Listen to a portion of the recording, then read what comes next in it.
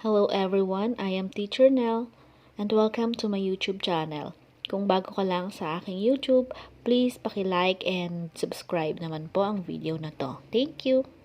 Disclaimer: all contents and intellectual property belong to the rightful owners.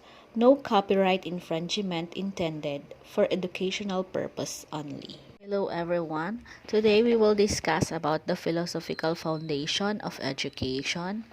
We have an acronym of Principio. P stands for perennialism. R is for realism.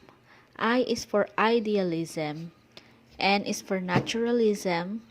S for social reconstructionism. H is for hedonism. E is for existentialism. P is for pragmatism. Another P is progressivism. Another E is essentialism, and U is utilitarianism. First, perennialism. Curriculum is a universal one on the view that all human beings possess the same essential nature. Teachers teach from old or great books like encyclopedia. So dito, si teacher ay na-stuck na siya in the old traditional way of teaching even though we are now on the 21st century learning. So, ito ay masasabi nating teacher-centered. Next is realism. According to Aristotle, it emphasizes reality, knowledge, and value exist independent of human mind. Realists argue for the use of senses and scientific investigation in order to discover truth. Example is to see is to believe what is real or actualities of life. They always prefer to believe if there is an evidence. Next is idealism. Belief that knowledge comes from within. The only true reality is the reality within the mind. This is opposite of realism. Here, learner needs to develop their true potential and teachers will just be a guide for their minds so they will live up to their purpose. Example is abstract, feelings, spiritual, values, and all intangible. Next is naturalism. It stands for democratic and universal way. Everyone must be educated in the same manner. So, everyone is learning from environment. Ito ay pwedeng physical development or the basic 3 R's. Let's go to social reconstructionism. It is a socio-political movement that has the goal of transforming society through education system. Their goal is to transform or change the society, to improve the education or solve the problem of the society. Here, we can do rebuilding of culture, rebuilding of society, or rebuilding of educational system. Hedonism is a pleasure or enjoyment is the goal of the human life and action. Here, they don't mind if they are doing right or wrong. They don't even care, as long as it makes them happy and gives pleasure to the learners. For existentialism, help students understand and appreciate themselves as unique individuals who accept complete responsibility for their thoughts, feelings, and actions. Dito, learners has freedom of choice. They can make their own decisions. Learners can focus on learning on their self-paced or self-directed. So, ito ay learner-centered. Bakit learner-centered? Kasi may freedom si learner na gawin kung ano ang gusto niya para matuto siya. Pragmatism is a philosophical approach that evaluates theories or beliefs in terms of the success of their practical application.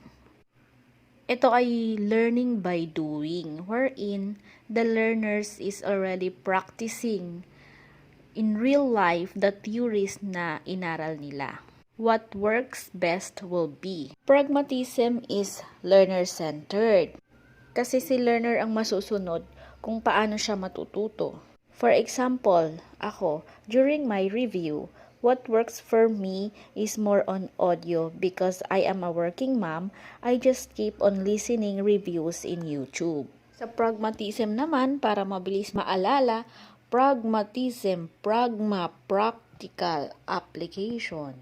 Progressivism, teacher teach to develop learners into becoming enlightened and intelligent citizens of a democratic society.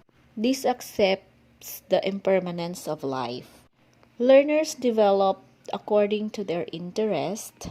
Teacher teaches skills or process in gathering and evaluating information in problem solving. Sabi nga nila, change is the only thing that does not change. This is learner-centered kasi more on si learner ang highlight dito sa progressivism. Essentialism, teacher teach to transmit the traditional moral values and intellectual knowledge that students need to become model. Essentialism is a teacher-centered wherein teacher focus sa lahat ng mga basic needs ng bata like yung 3 R's, yung reading, writing, and arithmetic.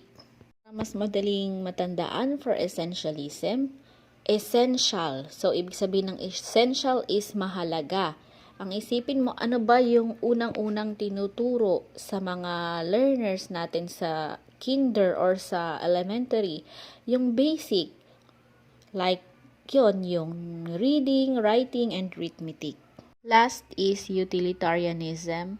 According to Nathanson, rule of utilitarians, we should judge the morality of individual actions by reference to general moral rules, and correct moral rules are those rules whose general acceptance would maximize well-being. Tandaan lang natin sa utilitarianism, common good or greater good, or mas maraming nakikinabang. So yon, dito naman tayo sa tips. If you watch my first video, ang tip ko doon is to set your goal and motivation. Ngayon, kung meron ka na nun, you have to create siguro your review schedule, tapos idikit mo siya kung saan lagi mong makikita.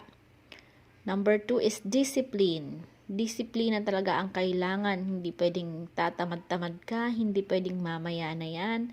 You have to follow kung ano yung sinet mo na schedule for your review.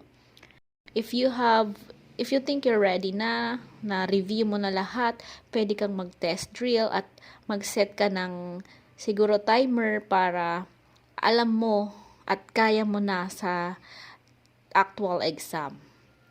Then always remember, ang recipe natin for success is prayer plus review equals PRC license. So, good luck sa inyong lahat mga future LPTs, and please, kung nagustuhan nyo ang video na to, paki-subscribe naman po and paki-like na rin po ang video na to. Maraming salamat po!